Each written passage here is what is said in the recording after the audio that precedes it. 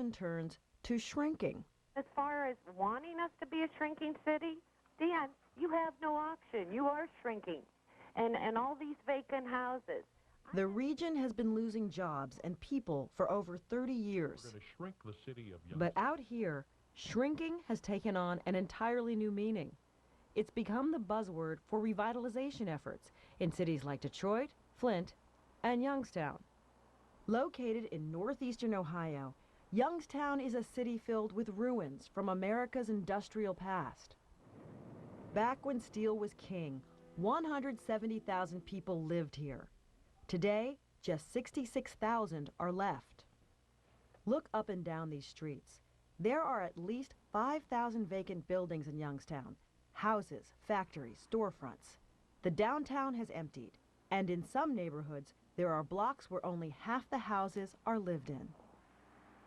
To stop people from leaving, 5 years ago, Youngstown became the first city in the country to make shrinking its official policy. Shrinkage in Youngstown means that we don't accept the notion that this has to be an inferior city. Jay Williams has been the mayor of Youngstown since 2006. He helped draft the city's shrinking plan. The goal is to make city services run more efficiently and make the city a nicer place to live. Reality is upon us. There are, 60,000+ people here, and we have an obligation to try to improve the quality of life for those individuals. If Youngstown is to survive in the 21st century, Williams says it must adjust to its smaller reality. So the city's map is slowly being redrawn. Stronger neighborhoods are being invested in, while blighted areas are gradually being closed off. Downtown is being readied for new restaurants, shops, and other businesses. But as with any good renovation, the first phase is cleanup. It's 1 o'clock in the afternoon, and the house on 3219 Fernley is coming down. It's been vacant for over 10 years. At one time, this was somebody's pride and joy. That's Jim London. Around here, he's called Big Jim. He runs a local neighborhood watch group and looks out for houses in decline, like this one. There's a community inside this blight, and we find it here in Youngstown. From crime to vagrancy, there's a long list of problems associated with abandoned buildings. So gone are the days that a house like this one could stand empty for so long. Vacant buildings are being torn down as quickly as possible. Almost 1.5 a day, 2,500 over the last 5 years. This is where the house that I grew up in once stood.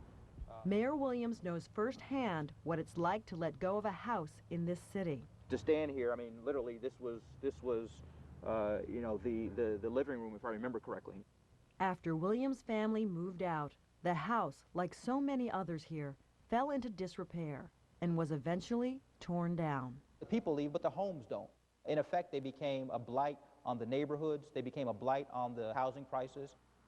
Overall, the city budgets about $1 million a year for demolitions. That's about $3,000 a house. While it's expensive to take down all these buildings, Williams says shrinking will ultimately save the city money. Youngstown already spends more than $5 million a year running water, sewage, and other services out to abandoned properties and empty streets. Like in this neighborhood on Youngstown's east side. These streets obviously need paving, but if people aren't going to be living here, we're not going to spend the money to pave the streets. Then the utilities underneath the street potentially then don't have to be invested in or maintained. Long-term, whole blocks, even neighborhoods will be shut down. But the few families left in this neighborhood, for example, will not be asked to relocate. As long as there are people here, we're not forcibly removing people. We're not withholding services from these constituents. They are residents of the city of Youngstown. For the most part, the shrinking plan seems to have community buy-in. The number of volunteer groups in Youngstown is growing, up from 19 a few years ago to over 50 today.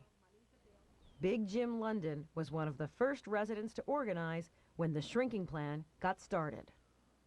Today, he's rounding up neighbors to clean up some abandoned houses just down the street from where he lives. Hey, Abby, it's Jim. It's Big Jim. Hey, I wanted to get together and do a cleanup on either Wednesday, Thursday. So far, all the work in Youngstown may be starting to pay off. Over the past 5 years, Youngstown has seen a reduction in robberies and assaults. In fact, across all categories, crime has been inching down. Not only that, Youngstown has attracted several small software companies downtown, creating over 300 new jobs. Have we arrived? Absolutely not. Are there still too many problems and challenges facing Youngstown? Absolutely. But 15 years ago, we were a city defined by our problems. Today, we are a city more defined by our approach to those problems than the problems themselves. That's it for this edition of Need to Know. As always, we encourage you to stop by the pitch room at the Need to Know site to suggest stories you think we should be discussing. See you next time.